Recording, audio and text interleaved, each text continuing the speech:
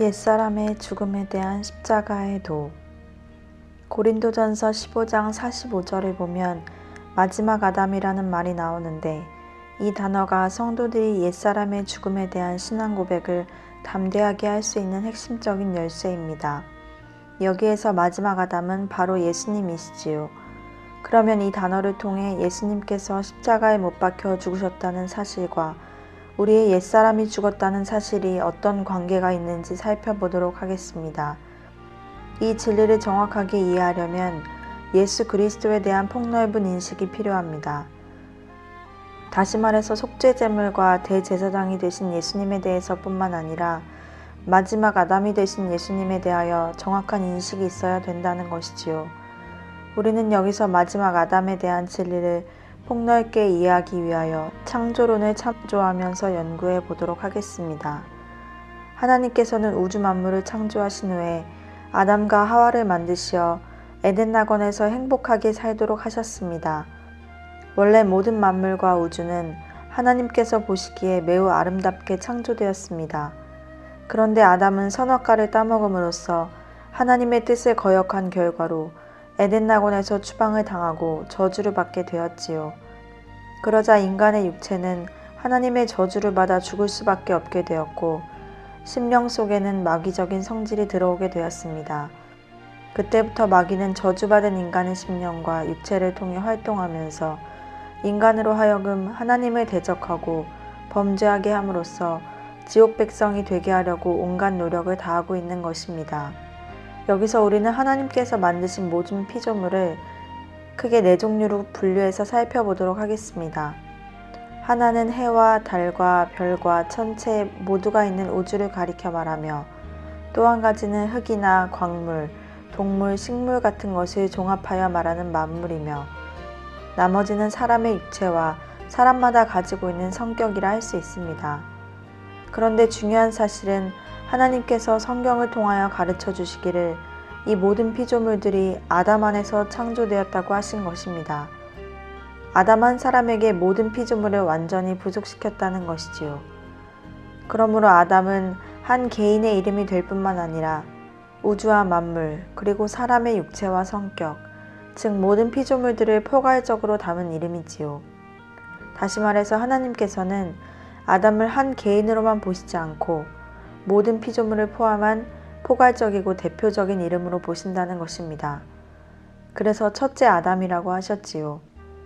그러므로 아담 한 사람이 범죄하고 저주를 받게 되자 모든 피조물들이 동시에 비참한 운명에 빠질 수밖에 없게 되었습니다.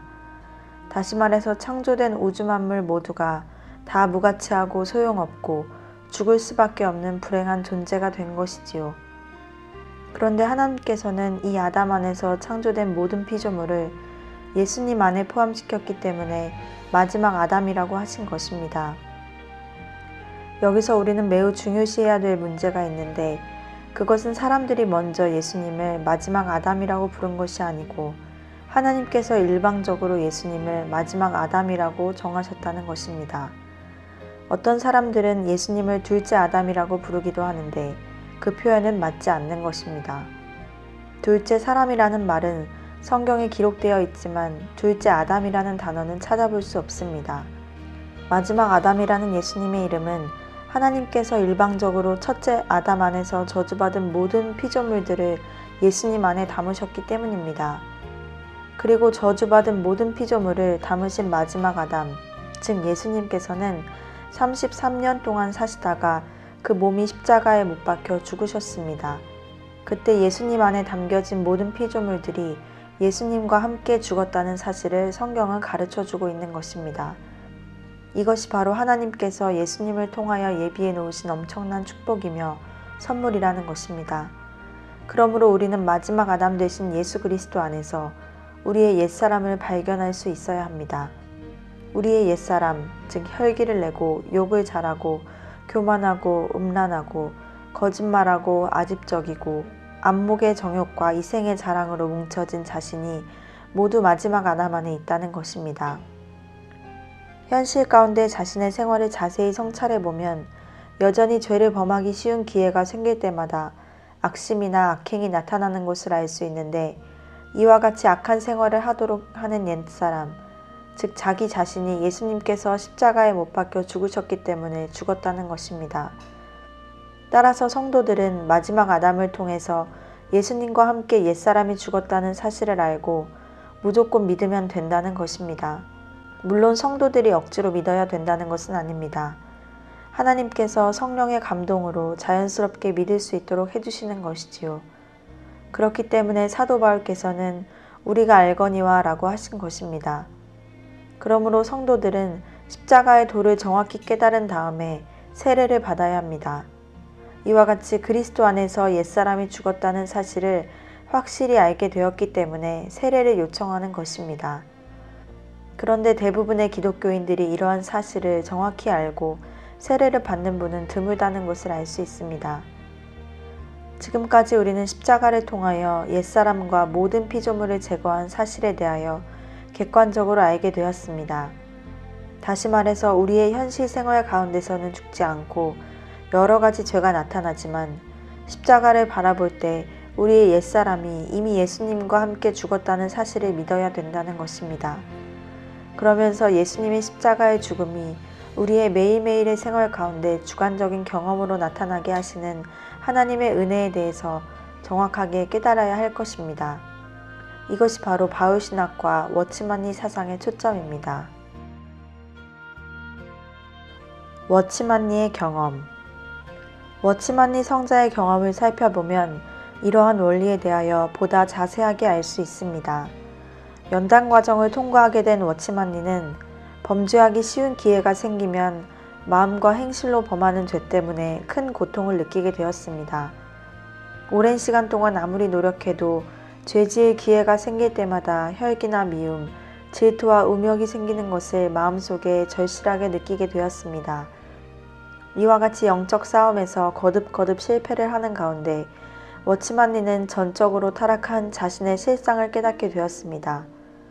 그러면서 결론적으로 알게 된 것은 자신은 근본적으로 고칠 수 없는 죄인이라는 것과 아무리 결심하고 노력해도 죄덩어리 자체인 자신을 결코 고칠 수 없다는 사실이었습니다. 그래서 이러한 죄 문제를 해결하기 위하여 단식도 해보고 유명한 부흥 강사를 찾아가 보기도 하였으며 영적 지도자를 만나보기도 하였습니다. 이와 같은 영적 지도자들을 만나서 상담을 할 때마다 워치만니에게 로마서 6장 11절에 기록된 말씀과 같이 너희 자신을 죄에 대하여는 죽은 자요 그리스도 예수 안에서 하나님을 대하여는 산 자로 여길지어다 라고 권면해 주었습니다. 그러나 아무리 죽은 것으로 여기고 노력하여도 범죄하기 쉬운 기회가 생기면 마음과 행실 가운데 죄가 나타나는 것이었습니다. 그러던 중에 워치만니는 1927년 어느 날 두 번째 연단 과정을 통과하면서 십자가에서 예수님과 함께 옛사람이 죽었다는 사실을 깨닫고 매우 큰 감격을 맛보게 되었습니다. 그동안은 예수님과 관계없이 옛사람, 즉 자기를 죽이려는 노력을 해왔던 것입니다. 그런데 옛사람이 그리스도 안에서 죽고 하나님을 대하여는 산 자로 여기라는 말씀을 어떻게 하면 그리스도 안으로 들어갈 수 있을까? 라는 것이 가장 중요한 문제라는 것을 깨닫게 되었습니다.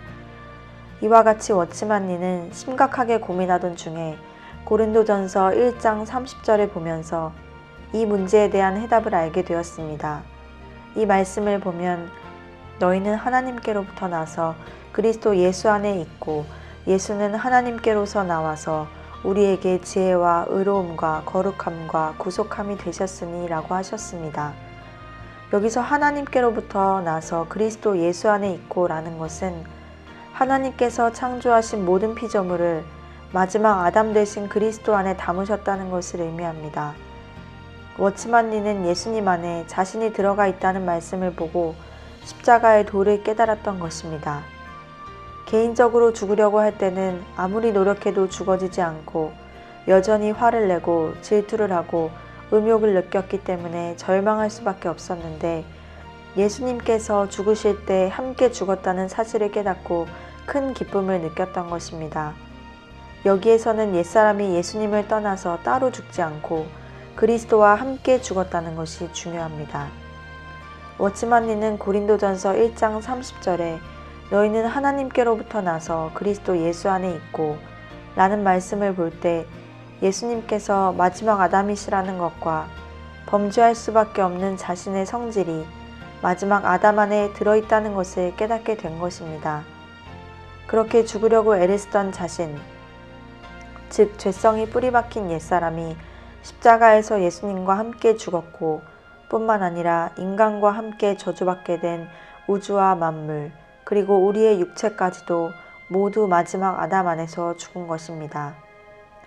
이처럼 예수님은 한 개인의 몸이 아닌 마지막 아담, 즉 아담 안에서 창조된 모든 것을 짊어지신 분이었다는 것입니다. 그러므로 우리의 성격이나 육체, 천지, 만물, 이 모든 것들이 바로 예수님 안에 있다는 것입니다. 이와 같이 모든 것이 마지막 아담 되신 예수님 안에 있었다면 예수님께서 나사렛에 계실 때 이 글을 읽는 우리는 어디에 있었다고 할 수 있을까요? 또한 빌라도의 뜰에서 재판을 받으실 때 우리는 어디에 있었다고 봅니까? 그것은 두말할 것도 없이 마지막 아담 되신 예수님 안에 있었기 때문에 예수님께서 계셨던 곳 어디에나 우리 모두가 함께 있었던 것으로 생각해야 합니다. 그렇다면 마지막 아담이 임종하실 때 계셨던 곳은 어디였습니까? 바로 골고다 언덕이 세워진 십자가였습니다. 좀 더 구체적으로 말하자면 모든 피조물, 즉 우주 만물을 비롯하여 우리의 모든 소유들이나 현대인 혹은 옛날 사람들, 미래인들까지도 모두가 마지막 아담이셨던 예수님 안에서 죽었다는 것입니다. 뿐만 아니라 모든 성도들이 가지고 있는 육성, 즉 옛사람까지도 마지막 아담 안에서 죽은 것입니다.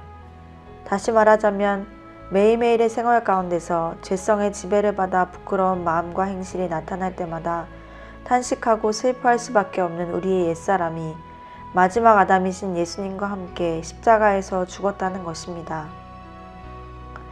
지금까지 증거한 바와 같이 인간은 아무리 의롭고 거룩하고 온전하게 살아보려고 할지라도 자신의 노력만 가지고는 여전히 범죄할 수밖에 없는 전적으로 타락한 죄인입니다.